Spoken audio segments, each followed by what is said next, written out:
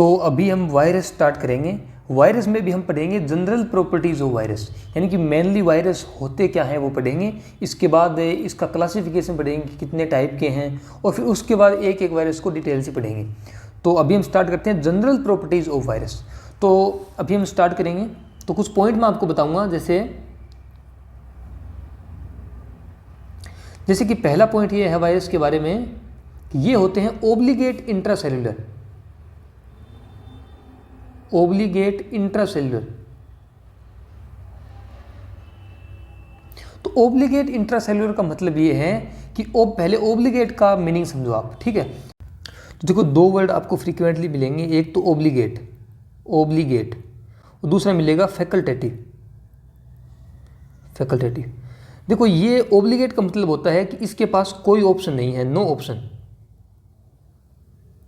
ठीक है। या मैं इसको ओनली के रूप में पढ़ता हूँ, ठीक है। जैसे कि कहीं लिखा मिल जाए ओब्लिगेट एनारोब, ओब्लिगेट एनारोब, कोई बैक्टीरिया है वो ओब्लिगेट एनारोब है, तो इसका मतलब ये है कि वो ओनली एनारोब है, यानी कि वो सिर्फ ऑक्सीजन की एब्सेंस में ही जिंदा रह सकता है, ठीक है। अगर फैकल्टेटिव एनारोब हो, फैकल्टेटिव एनारोब, तो जो फैकल्टेटिव है वो बिल्कुल ही ओब्लिगेट के अपोजिट है। फैकल्टेटिव का मतलब आप समझ सकते हैं कि फैसिलिटी है इसके पास, क्या होने की, एनारोब होने की फैसिलिटी इसके पास है।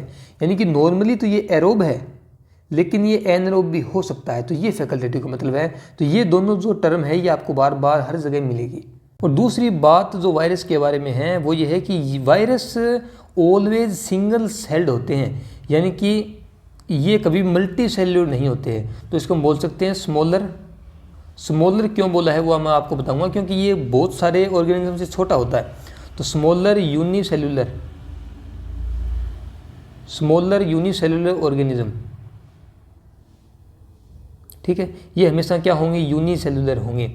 नेक्स्ट पॉइंट ये है कि अब इनमें न्यूक्लिक एसिड जो होता है, न्यूक्लियस के अंदर जो न्यूक्लिक एसिड होता है वो या तो होगा आरएनए या होगा डीएनए, दोनों एक साथ कभी नहीं मिलेंगे। यानी कि या तो होगा डीएनए या फिर होगा आरएनए, ये नहीं है कि दोनों एक साथ मिल जाए डीएनए और आरएनए, जैसे कि ह्यूमन में मिलता है, हमें आरएनए और डीएनए दोनों मिलते हैं। जबकि इनमें क्या होगा, कोई भी एक चीज़ जो है इनमें होगी, दोनों नहीं होंगे। तो इसमें लिखेंगे इधर आरएनए और डीएनए, दोनों में से कोई भी एक चीज़ होगी। दूसरा ये मैंने इसको स्मॉलर बोला है, ये इसलिए बोला है क्योंकि ये बैक्टीरिया से जो है वो छोटे होते हैं। तो लिख देंगे स्मॉलर, स्मॉलर देन बैक्टीरिया, तो बैक्टीरिया से छोटे होते हैं। दूसरा कि जैसे कि कोई भी बैक्टीरिया है उसको हम क्या कर सकते हैं कि जो आर्टिफिशियल अपनी मीडिया है, जैसे कि मैकोन की है या ब्लड एगार है, उन पे हम ग्रो करा सकते हैं। लेकिन वायरस की खास बात है कि इसको हम आर्टिफिशियल जो मीडिया होते हैं उनमें ग्रो इनको नहीं करवा सकते। इनके लिए कोई जिंदा चीज़ चाहिए, कोई लिविंग चीज़ चाहिए, जैसे कि सेल लाइन हो गया या टिश्यू कल्चर हो गया, तो उनमें ही जो है वो इनको ग्रो करा सकते हैं। तो एक ये है, इनको never not grow on artificial media या कल्चर बोल सकते हैं, यानी कि आर्टिफिशियल जो कल्चर मीडिया होते हैं उनमें इनको ग्रो नहीं करा सकते। और दूसरी बात यह है कि जो भी एंजाइम अपने को प्रोटीन और न्यूक्लिक एसिड बनाने के लिए चाहिए, उनमें से कोई भी एंजाइम इनके पास नहीं होते हैं, ठीक है। इसलिए ये खुद से अपने न्यूक्लिक एसिड को रेप्लिकेट नहीं कर सकते, इनको बाहर से कुछ हेल्प की ज़रूरत पड़ेगी, या दूसरों का एंजाइम और दूसरों की मशीनरी का यूज़ करके ही ये जो है वो अपने खुद को रेप्लिकेट करते हैं। इसलिए lack of enzyme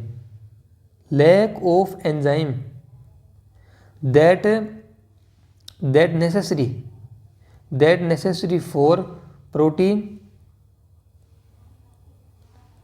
and nucleic acid synthesis. तो इनमें कोई भी एंजाइम नहीं होता है जो कि न्यूक्लिक एसिड को रेप्लिकेट कर सके या नई प्रोटीन को बना सके, उसमें से कोई भी एंजाइम इसमें नहीं होता है, ठीक है। और एक दूसरी बात, इनके अंदर सेल वॉल नहीं होती, ठीक है, और इनके अंदर ना ही इनके अंदर सेल मेम्ब्रेन होती है, ठीक है, सेल मेम्ब्रेन। तो ये दो बातें और आपको याद रखनी है। तो ये एक जनरल करेक्टर है, ना तो सेल मेम्ब्रेन होगी और ना ही सेल वॉल होगी। तो ये जनरल करेक्टर है वायरस के। अब हम इसकी स्ट्रक्चर को पढ़ेंगे, थोड़ा सा एक आइडिया लेंगे स्ट्रक्चर के बारे में। स्ट्रक्चर ऑफ वायरस, या इसको वायरस का दूसरा नाम और भी लेते हैं जिसको बोलते हैं विरियोन, ठीक है, विरियोन बोलते हैं। तो वायरस का दूसरा नाम है क्या है, विरियोन, जिसको विरियोन भी बोलते हैं, वायरस भी बोलते हैं। अब इसकी स्ट्रक्चर की अगर हम बात करें तो इसमें सबसे बीच में होता है जो कोर होता है वायरस का, वो होता है न्यूक्लिक एसिड कोर, ठीक है, इसको बोलते हैं न्यूक्लिक एसिड कोर, ठीक है। इसको जीनोम भी बोलते हैं, आपको पता है बीच में क्या होगा, जीनोम होगा। जैसे कि हमारी सेल में होता है, सबसे अंदर न्यूक्लियस होगा और न्यूक्लियस में हमारे क्या होता है, जीनोम होता है, डीएनए आरएनए होता है। तो इस न्यूक्लिक एसिड इसमें क्या होगा, मैंने आपको बताया, या तो होगा इसमें डीएनए या होगा इसमें आरएनए, कोई भी एक चीज़ जो है इसमें होगी। तो ये सबसे अंदर होता है क्या, न्यूक्लिक एसिड कोर होगा।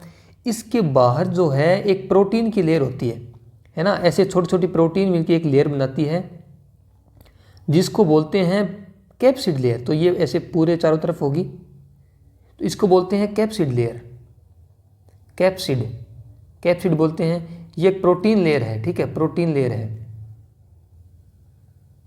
तो ये एक प्रोटीन लेयर है जिसको क्या बोलते हैं, कैप्सिड बोलते हैं।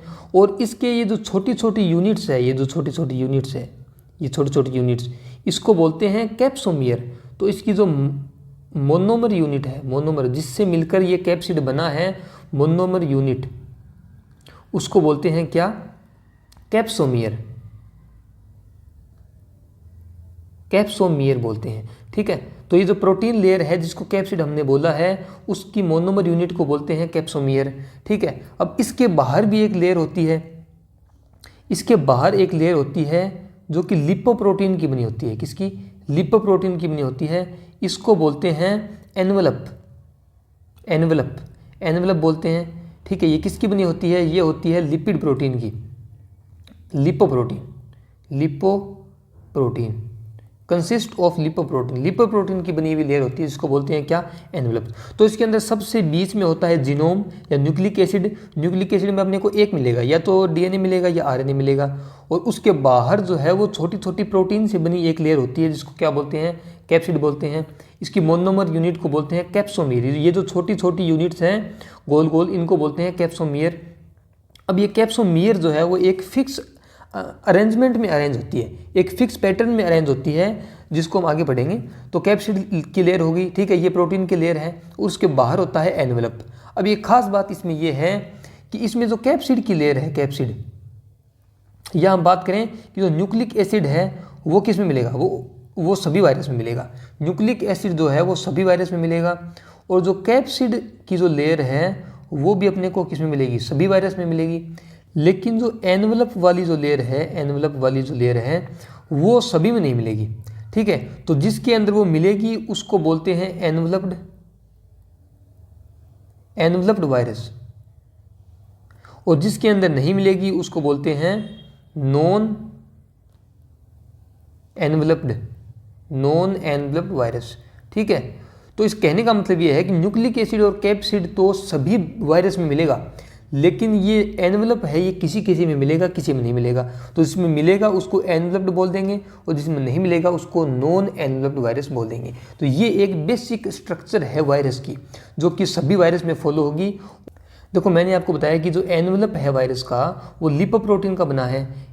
तो इसका मतलब ये हुआ कि जो भी केमिकल है जो कि लिपिड को इफेक्ट करते हैं, जो लिपिड को इफेक्ट करते हैं, वो इस एनवलप वाली लेयर को इफेक्ट कर सकते हैं या इसको डिस्ट्रॉय कर सकते हैं। और वो कौन कौन से केमिकल हैं, इसमें एक तो है ईथर और एक है क्लोरोफॉर्म। तो ये जो दो केमिकल है, क्लोरोफॉर्म, ये दो केमिकल है ईथर और क्लोरोफॉर्म, ये लिपिड सोलवेंट बोलते हैं इनको। ये क्या है, ये लिपिड सोलवेंट है, लिपिड सोलवेंट है। तो ये जो दो केमिकल है ये एनवलप को जो है इफेक्ट कर सकते हैं या इसको डिस्ट्रॉय कर सकते हैं। तो ये एक बेसिक स्ट्रक्चर है। अभी जो है वो जैसे ये कैप्सिड मैंने आपको बताया, तो कैप्सिड में जो कैप्सोमियर है वो एक फिक्स पैटर्न में अरेंज रहते हैं, और उसके अकॉर्डिंग हम इसकी सिमिट्री को भी देखते हैं कि ये देखने में कैसा है। तो इसकी सिमिट्री को हम पढ़ेंगे। तो ये जो कैप्सिड की जो लेयर है, इसमें कैप्सोमियर जिस पैटर्न में अरेंज होंगे उसके अकॉर्डिंग ही हम सिमेट्री को बताएंगे कि सिमेट्री कैसी है। जैसे कि हम इसमें 3 टाइप की सिमेट्री पढ़ेंगे। तो पहले लिखते हैं कि अरेंजमेंट ऑफ कैप्सोमियर। तो कैप्सोमियर के अरेंजमेंट के अकॉर्डिंग हम बताएंगे कि सिमेट्री क्या है। ठीक है, हम 3 सिमेट्री इसमें पढ़ेंगे। हम सबसे पहले हम पढ़ेंगे इकोसाहेड्रल सिमेट्री। दूसरी हम पढ़ेंगे इसके अंदर हेलिकल सिमेट्री। और जो दोनों के अंदर नहीं आएगी, जो सिमेट्री जो ना तो इकोसाहेड्रल है और ना ही हेलिकल है, उसको हम डाल देंगे लास्ट वाली कैटेगरी में, जो है कॉम्प्लेक्स, जो किसी के समझ में ना आए, कॉम्प्लेक्स सिमेट्री। तो ये 3 जो है सिमेट्री हम पढ़ेंगे। तो सबसे पहले हम देखते हैं कौन सी, इकोसाहेड्रल। अब इकोसाहेड्रल को सबसे पहले डायग्राम से समझते हैं। जैसे कि ये इसका डायग्राम है, ठीक है। तो जैसे ये इसका डायग्राम है, ये है इकोसाहेड्रल सिमेट्री। अब ये जो आपको दिख रहा है, ये सारा का सारा क्या है, ये कैप्सिड लेयर है। कौन सी लेयर है, ये कैप्सिड लेयर है, कैप्सिड है, ठीक है। अब इसमें क्या होता है इकोसाहेड्रल सिमेट्री में, कि इसके अंदर ये वाले जो आपको ये ट्रायंगुलर दिख रहे हैं, ये वाले ट्रायंगुलर, ठीक है, इनको बोलते हैं फेसेट्स। क्या बोलते हैं, फेसेट्स बोलते हैं, फेसेट्स। अब ऐसे चारों तरफ, जैसे यहाँ भी फेसेट है, एक ये भी फेसेट है, एक ये है, ऐसे चारों तरफ हैं। तो ऐसे 20 फेसेट होते हैं, ठीक है, 20 फेसेट होंगे। तो इस तरीके की जो सिमेट्री है उसी को क्या बोलते हैं हम, इकोसाहेड्रल सिमेट्री बोलते हैं। तो इसके अंदर क्या होगा, इसके अंदर 20 जो है वो क्या होंगे, ट्रायंगुलर, 20 जो है वो ट्रायंगुलर फेसेट होंगे, ठीक है। और दूसरी बात, ये इकोसाहेड्रल सिमेट्री वाले जो वायरस होते हैं वो थोड़े से रिजिड होते हैं, हैव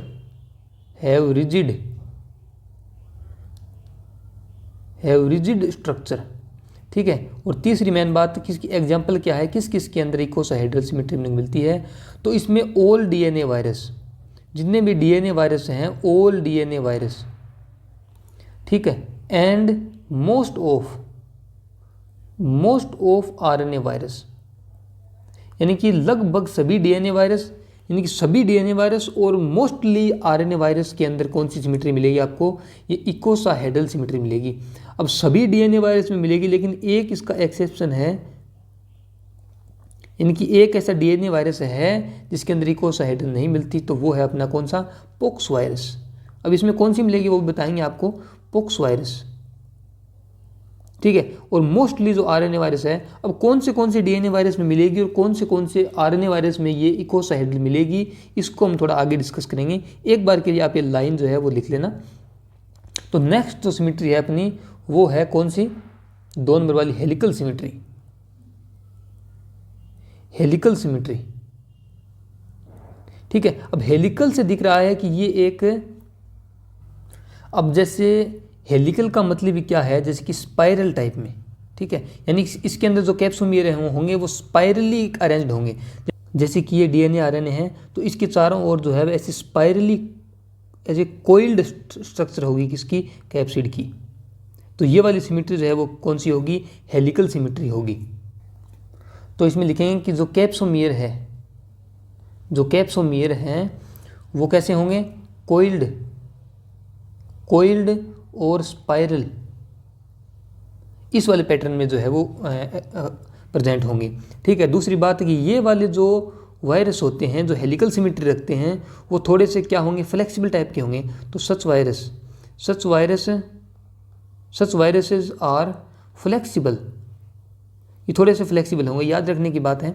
अब इसकी एग्जाम्पल क्या है वो याद रखने हैं कि जो फ्यू, यानी कि मोस्टली जो वायरस है उसके, मोस्टली जो आरएनए वायरस है उसमें कौन सी सिमेट्री है, हमने देखी कि इकोसाहेड्रल है। जो बच गए आरएनए वायरस, जो फ्यू आरएनए वायरस है उसमें कौन सी है, उसके अंदर ये हेलिकल मिलेगी, ठीक है। अब एग्जाम्पल में इसमें देखते हैं कि जैसे कि मिक्सो वायरस है, या फिर रेब्डो वायरस है, या फ्लेवी वायरस, फाइलो वायरस या बुनिया वायरस, बुनिया वायरस, तो इन सभी में कौन सी मिलेगी, इसमें हेलिकल सिमेट्री देखने को मिलेगी। और जो बाकी आरएनए वायरस बच गए उसमें इकोसाहेड्रल मिलेगी। अब लास्ट सिमेट्री अपनी बचती है कौन सी, कॉम्प्लेक्स सिमेट्री, कॉम्प्लेक्स सिमेट्री। अब इसमें क्या है, मैंने आपको बताया कि जो वायरस यानी कुछ ऐसे वायरस है जिनकी सिमेट्री ना तो इकोसाहेड्रल है और ना ही वो हेलिकल है, तो उनको सबको जो है वो किस में डाल दिया, कॉम्प्लेक्स सिमेट्री वाले में डाल दिया है। ठीक है, यानी कि अदर देन अबोव, यानी ऊपर जो सिमेट्री है उसके अलावा जो सिमेट्री होगी, या फिर कोई बिल्कुल ही कॉम्प्लेक्स सिमेट्री है जो किसी की समझ में नहीं आ रही या जिसको डिफाइन नहीं किया जा सकता, वो किस में आएगी, कॉम्प्लेक्स सिमेट्री, इसमें कॉम्प्लेक्स सिमेट्री में आएगी। इसका एक वन एंड ओनली एग्जाम्पल है क्या, पोक्स वायरस। अब इसका याद रखने का तरीका मैं इस तरीके से याद रखता हूँ कि जैसे इसके लास्ट में एक्स आ रहा है, ठीक है, एक्स, तो वैसे ही इसमें भी आ रहा है कॉम्प्लेक्स में एक्स, तो यानी कि कॉम्प्लेक्स पोक्स। तो ये कॉम्प्लेक्स सिमेट्री का एक एग्जाम्पल कौन सा है, पोक्स वायरस। अब हम थोड़ा सा एनवलप के बारे में देखेंगे। एनवलप के बारे में मैंने आपको थोड़ा सा बताया था कि ये जो है वो लिपोप्रोटीन नेचर की होती है। ठीक है, lipoprotein in nature, lipoprotein nature की होगी। ठीक है, अब लिपोप्रोटीन जो है वो दो पार्ट से मिलकर बना है, एक तो लिपिड और एक प्रोटीन। ठीक है, अब इसमें ये जो प्रोटीन पार्ट है इस एनवलप का, प्रोटीन पार्ट, ये जो है वायरस खुद बनाता है, यानी कि ये है वायरल कोडेड। वायरल खुद जो है इसको कोड करता है और खुद वायरस ही इसको बनाता है, इसलिए ये वायरल कोडेड है। और इसका जो लिपिड पार्ट है वो जो होस्ट सेल में, जिस होस्ट सेल में ये एंटर करेगा उस होस्ट सेल से ये उसकी सेल मेम्ब्रेन से लेगा इस लिपिड पार्ट को। तो from host cell membrane,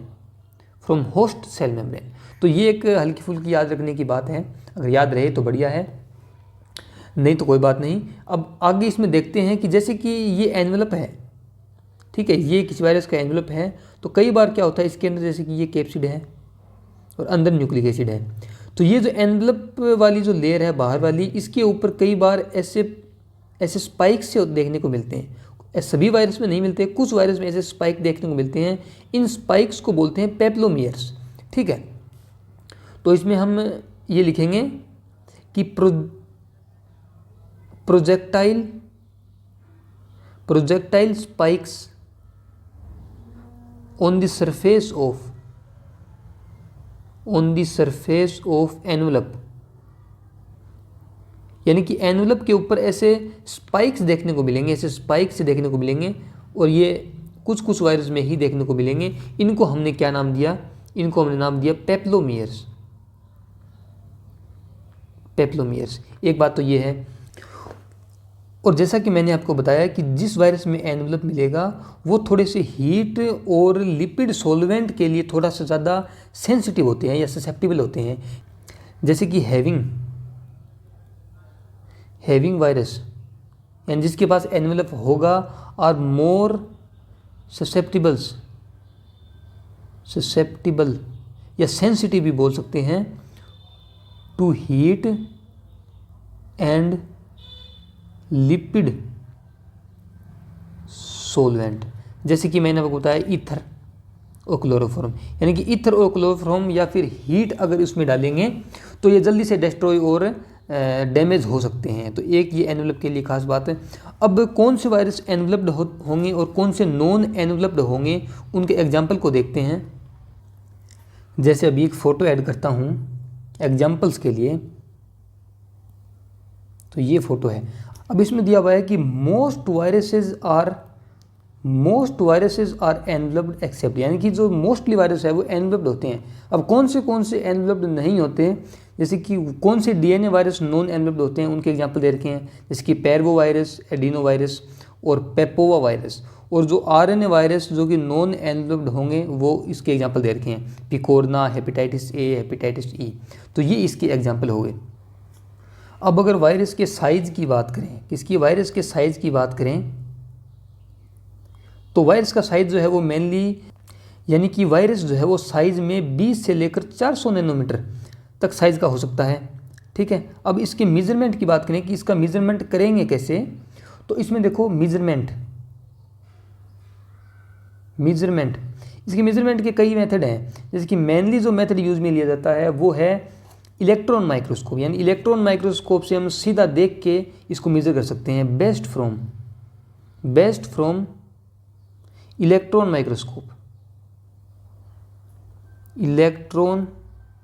microscope. और भी मेथड हैं, जैसे कि एक है अल्ट्राफिल्ट्रेशन, यानी इसमें हम जो है वो अल्ट्राफिल्ट्रेशन करेंगे साइज़ के अकॉर्डिंग, जो जिसका साइज़ होगा उसके अकॉर्डिंग वो फिल्ट्रेट हो जाएगा। तो एक ये मेथड है, और दूसरा है इसका अल्ट्रा सेंट्रीफ्यूगेशन।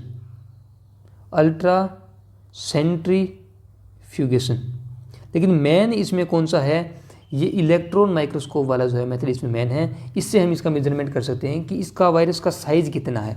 अब एक स्टैटिक जीके का क्वेश्चन यहाँ बनता है कि सबसे छोटा वायरस और सबसे बड़ा वायरस कौन सा है, तो स्मॉलेस्ट वायरस ये है, स्मॉलेस्ट वायरस में इसको बोलते हैं पैरवो वायरस।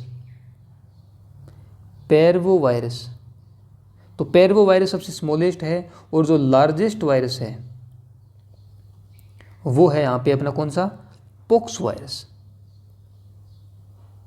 तो 2 क्वेश्चन ये बन गए। ये मोस्ट इंपॉर्टेंट है, सबसे छोटा और सबसे बड़ा कौन सा होता है, स्मॉलेस्ट है अपने पैरो वायरस, और ये लार्जेस्ट है पोक्स वायरस, ठीक है। ये तो होगी साइज की बात। अब अगर शेप की बात करें, शेप की बात करें तो मेनली जो है वो मोस्टली जो वायरस होते हैं वो स्फेरिकल टाइप के होते हैं, स्फेरिकल शेप के होंगे, ठीक है। तो मोस्टली कैसे होंगे, इसको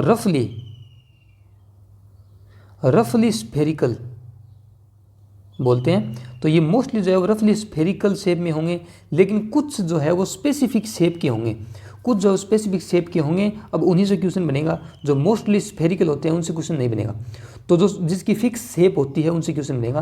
तो अभी एक फोटो ऐड करता हूं मैं, जैसे कि ये देखो। अब इसमें देखो जैसे कि रेबीज वायरस है वो बुलेट शेप का होगा, ठीक है। पोक्स वायरस ब्रिक शेप का होगा। तो ये अलग अलग वायरस है जिनकी एक डेफिनेट, एक अलग से स्पेसिफिक शेप होती है, तो उनसे क्वेश्चन ज़्यादा बनते हैं। तो ये सभी वायरस की जो वायरस की अलग शेप होती है उनका यहाँ पे मेंशन किया हुआ है, तो ये आपको रटना पड़ेगा। ये मोस्ट इंपॉर्टेंट है, इसको स्टार्ट कर लेना, ये तो याद होनी चाहिए। अभी यहाँ पे लिखा हुआ है कि most of the virus are रफली स्फेरिकल, लेकिन मोस्टली स्फेरिकल होते हैं। कुछ जो स्फेरिकल नहीं होते, एक्सेप्ट जिनकी एक स्पेसिफिक शेप होती है, वो इस तरीके के होते हैं। जैसे कि रोटा वायरस का पूछ लिया जाए तो व्हील शेप्ड होते हैं, और एस्ट्रो वायरस तो स्टार शेप्ड होते हैं। तो ये आपको याद रखने पड़ेंगे।